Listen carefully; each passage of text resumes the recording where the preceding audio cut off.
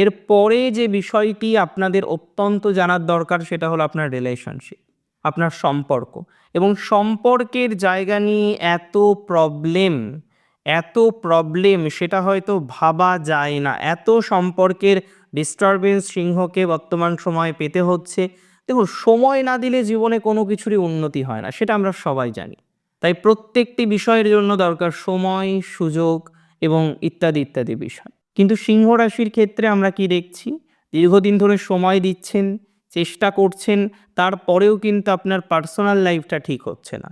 আপনার রিলেশনশিপের মানুষটি যতই আপনি সময় দিচ্ছেন, যতই আপনি বোঝার চেষ্টা করছেন, বোঝানোর চেষ্টা করছেন, তিনি বুঝতে পারছেন না, বা কোথাও যেন গিয়ে আপনিও বুঝতে পারছেন না। একটা মিসআন্ডারস্ট্যান্ডিংয়ের জায়গা বারংবার তৈরি হচ্ছে।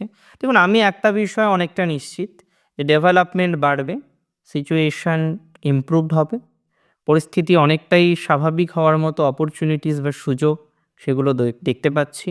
তবে এটুকু সিওরিটি আমি আপনাকে দিচ্ছি, রাশি যদি আপনার সিংহ হয়ে থাকে, যাদের প্রেম ভেঙে গেছে, ব্রেকআপ হয়ে গিয়েছে, নতুন করে প্যাচ আপ হওয়ার কোনো জায়গা নেই। যাদের প্রেম ভেঙে গিয়েছে, ব্রেকআপ হয়ে গিয়েছে, কোনো বন্ডিং নেই, কোনো রিলেশনশিপ নেই, তাদের নতুন করে প্যাচ আপ হওয়ার মতো কোনো সংযোগ বা সুযোগ কোনোটাই দেখতে পাচ্ছি না, এবং এটি কিন্তু অনেকটাই সিওরিটি নিয়ে আমি আপনাদের বললাম।